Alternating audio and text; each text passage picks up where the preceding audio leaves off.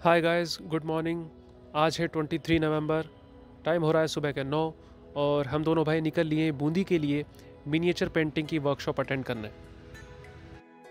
Miniature painting एक small scale handmade paintings होती हैं जिन्हें ब्रश से, वाटर कलर से कैनवास पर A4 साइज़ पेपर पर तैयार किया जाता है।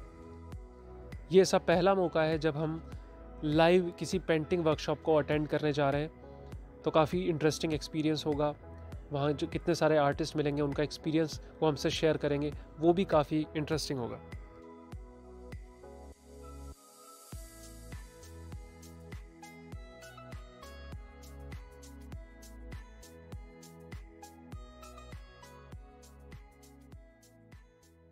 हाय, गुड मॉर्निंग।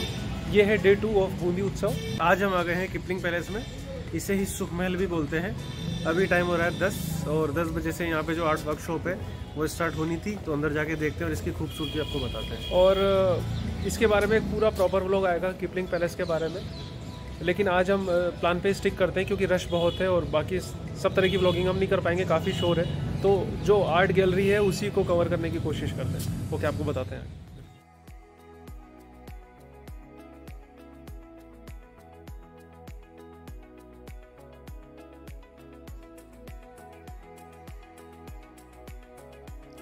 ये जो खूबसूरत सी जगह आपको दिख पा रही है, ये है सुख महल।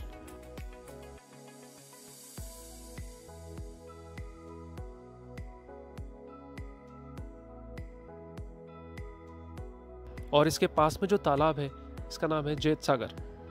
और कैमरा इसकी खूबसूरती को बिल्कुल भी जस्टिफाई नहीं कर पा रहा है। सच में बहुत ही खूबसूरत जगह है। आप काफ़ी देर तक यहाँ बैठे रह सकते हैं और फिर भी आपको बिल्कुल भी बोरियत फील नहीं होगी। चलिए तो वापस बढ़ते हैं उस आर्ट वर्कशॉप की तरफ, जो कि बूंदी म्यूजियम के जस्ट सामने है। यहाँ का जो प्रोग्राम है वैसे तो 10 बजे से स्टार्ट हो चुका है, तो यहाँ पे पेंटिंग्स वगैरह आप देख पा रहे होंगे, यहाँ पे बन रही है।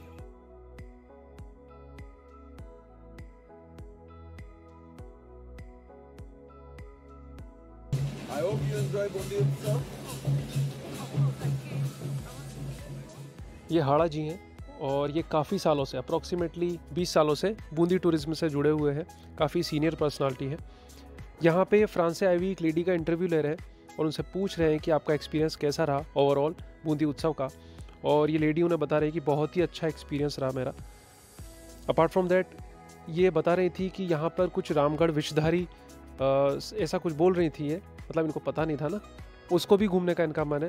और आई विश वो रामगढ़ विषधारी, जो कि 4th टाइगर रिजर्व है, जल्दी से बनकर तैयार हो और हम सबको देखने का मौका मिले।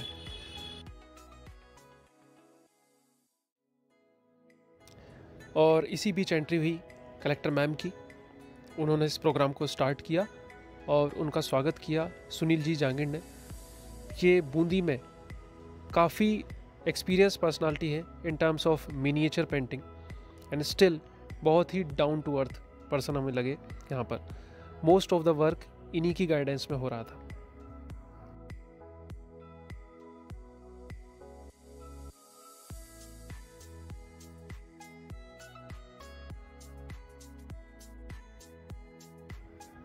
जैसा कि हमारे इंडियन कल्चर में होता है कि कोई भी शुभ काम स्टार्ट करने से पहले गणेश जी का ध्यान किया जाता है, तो इन्हीं के हाथों से गणेश जी की पेंटिंग बनी। और कितना इजीली, एक ऐसी पोजीशन में जब ये कंफर्टेबल भी नहीं होंगे शायद, इजीली क्रिएट कर दी इन्होंने वो पेंटिंग।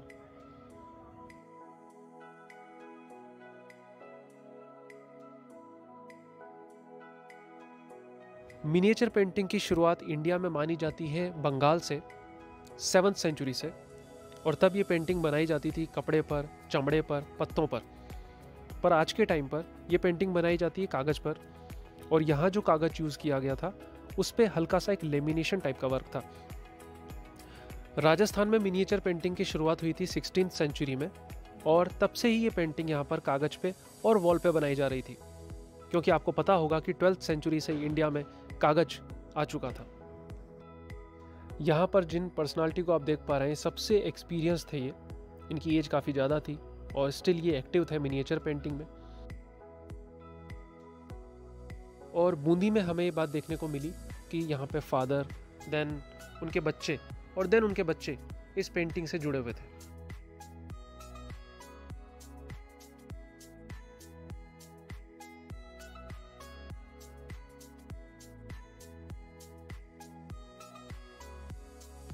यहाँ पर आकर हमें पता लगा कि पेंटिंग जितना आसान आज के टाइम पे दिखता है उतना पहले बिल्कुल भी नहीं था, क्योंकि चित्रकार की मेहनत तो उस टाइम भी हुआ करती थी, बट जो कलर आज इजीली मिल जाते हैं आपको फैक्ट्री से बने हुए सिंथेटिक कलर्स, वो पहले अवेलेबल नहीं हुआ करते थे। उस टाइम मैन पावर यूज़ हुआ करती थी किसी कलर को बनाने के लिए, और इवन हमें ये तक पता लगा कि किसी खास कलर को बनाने के लिए 1 महीने तक की मैन पावर लग जाती थी। उसके बाद सिर्फ इतना कलर बन पाता था कि एक पेंटिंग ही पेंट हो सके।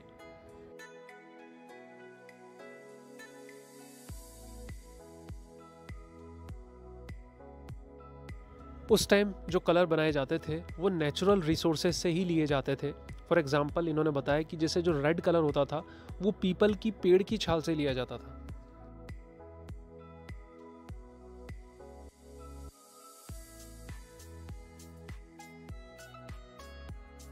और अब हम आपको मिलवाते हैं यहाँ की सबसे छोटी आर्टिस्ट से, जो कि अपनी मम्मी के साथ आई थी, और उनकी मम्मी भी बहुत अच्छी आर्टिस्ट है।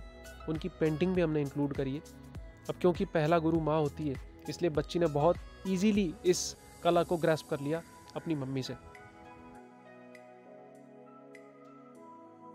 मिनिएचर पेंटिंग की सबसे बड़ी खासियत होती है उसकी डिटेलिंग, क्योंकि मिनिएचर पेंटिंग को हमेशा एकदम पास से देखा जाता है और उसकी डिटेलिंग हमेशा अच्छी हो, इसलिए एक सही ब्रश के यूज़ के साथ साथ बिल्कुल सही कलर का यूज़ करना भी एक्सपीरियंस दिखाता है।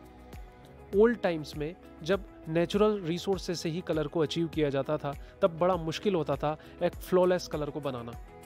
और यहाँ पे हमें पता लगा कि कई बार 1-1 महीने की मैन पावर लग जाती थी सिर्फ इतने से कलर को अचीव करने के लिए, जिससे सिर्फ और सिर्फ एक पेंटिंग बनाई जा सके।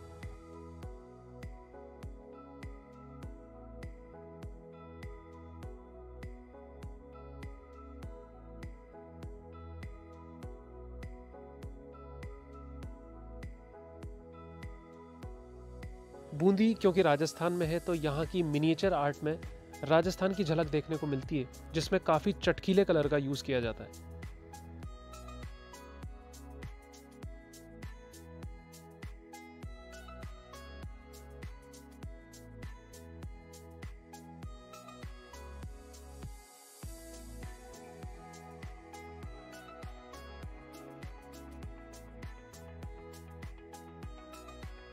इन्होंने हमें ये भी बताया कि मिनिएचर पेंटिंग में काफ़ी पेशेंस के साथ पेंटिंग बनानी पड़ती है, क्योंकि एक बाल के बराबर की भी गलती उस पेंटिंग पे एक धब्बे की तरह लग सकती है, जिसको मिटाना इम्पॉसिबल सा हो जाता है।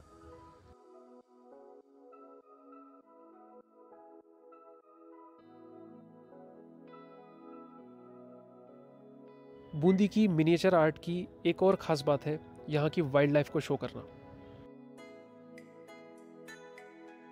और इस पेंटिंग में वही चीज़ शो करने की कोशिश की जा रही है।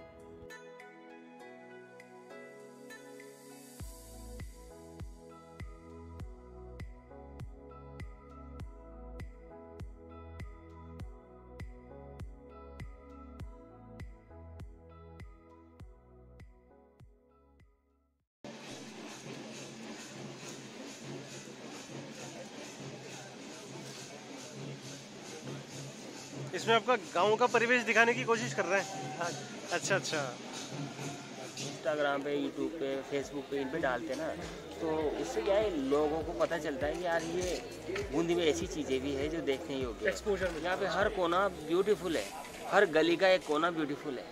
यहाँ की सबसे बड़ी खास बात ये है, यहाँ का हर झरोखा, हर चीज़ ऐसी है कि उसको हर जो भी आर्टिस्ट आता है ना, वो देख के मोहित हो जाता है। मतलब मुंबई से, बेंगलोर से, बाहर से बड़े बड़े ग्रुप आते हैं और आके स्पेशली इन गलियों के कोनों पे जाके पेंटिंग बनाते हैं। तो निश्चित रूप से अगर वो यहाँ आते तो कुछ ना कुछ चार्म तो कुछ ना कुछ चीज़ तो होगी नहीं यहाँ पे। तो अब जब वो लोग यहाँ आते हैं और उन चीज़ों को देखते हैं ना, तो वो जब वहाँ से पेंटिंग बना के डालते हैं तो लोगों को पता चलता है बूंदी इतनी खूबसूरत है ना। जबकि यहाँ पे अभी प्रशासन है, बहुत सारी चीज़ें हैं, तो अब धीरे धीरे जागरूक हो रहे हैं चीज़ों के लिए। वैसे पहले जैसा रहा नहीं है, अब लोग काम कर रहे हैं। यहाँ पर है सुनील जी की पेंटिंग का हाइपरलैप्स, जो अप्रोक्सीमेटली 20 मिनट में बन के तैयार हुआ था। इससे पहले से ही भी ये थोड़ी बहुत पेंटिंग बना चुके थे, तो अप्रोक्सीमेटली इन्होंने 40 मिनट्स में ये पूरी पेंटिंग तैयार कर दी थी। ये one of those left hander artist हैं, और आपने शायद नाम सुना हो लियोनार्डो दा विंची, वो भी लेफ्ट हैंडर पेंटर थे। ये जो कलर इस पेंटिंग में आप देख पा रहे हैं, इसको बोलते हैं बेस कलर, और ये जो बेस कलर इन्होंने लिया था वो है तंबाकू कलर। हमने इनसे पूछा कि ये सबसे अलग कलर इन्होंने क्यों चूज़ करा, क्योंकि यहाँ पे इस कलर को किसी ने और ने चूज़ नहीं किया था। तो इन्होंने बताया कि ये जो कलर है 2-3 कलर के मिक्सचर से बनता है, और इसको इसलिए इन्होंने चूज़ किया क्योंकि आँखों को बिल्कुल भी चुभता नहीं है। और एक ख़ास बात इसकी ये है कि irrespective of the colour of the wall, ये हमेशा अच्छा लगेगा वॉल पे। आपको देख के लग पा रहा होगा कितने सधे हुए इनके हाथ चल रहे, और पेंटिंग के बीच में इनके पास एक कॉल भी आ गया था, स्टिल ये पेंटिंग करते रहे। और इसीलिए ये हाइपरलैप्स लंबा होते हुए भी हमने डालने की कोशिश की है। हमें लग रहा था कि शायद आप बोर ना हो जाओ, पर फिर भी हमने इस हाइपरलैप्स को डाला है ताकि किसी पर्सन की मेहनत का आपको पता लग सके कि कितनी मेहनत लगती है, जबकि उसके ऊपर जिम्मेदारी हो उस पूरे के पूरे वर्कशॉप को संभालने की। राजस्थान की मिनिएचर आर्ट में राजपूती कल्चर के अलावा मुगल कल्चर भी देखने को मिलता है, लेकिन बूंदी की जो मिनिएचर आर्ट है वो वर्ल्ड फेमस है अपनी यूनिकनेस के लिए। उसको हम आपको दिखाएंगे जब हम तारागढ़ जाएंगे और वहाँ की चित्रशाला में जाएंगे। वैसे तो बूंदी की जो मिनिएचर आर्ट है उसमें ब्लू टिंट का यूज़ किया जाता है, पर यहाँ पे इन्होंने बिल्कुल एक अलग कलर यूज़ किया था, और फिर भी वो देखने में बहुत ही ज़्यादा अच्छा लग रहा था।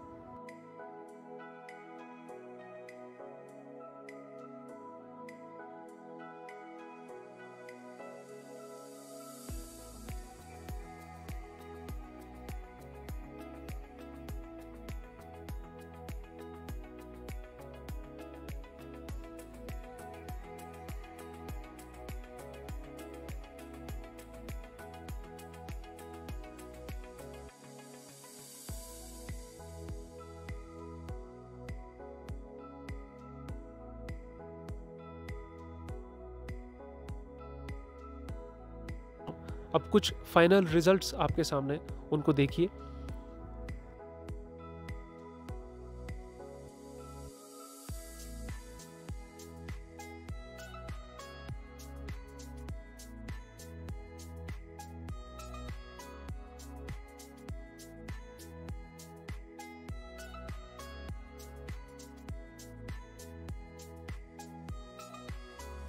हाँ तो गाइस, अब हम कोटा के लिए निकल रहे हैं।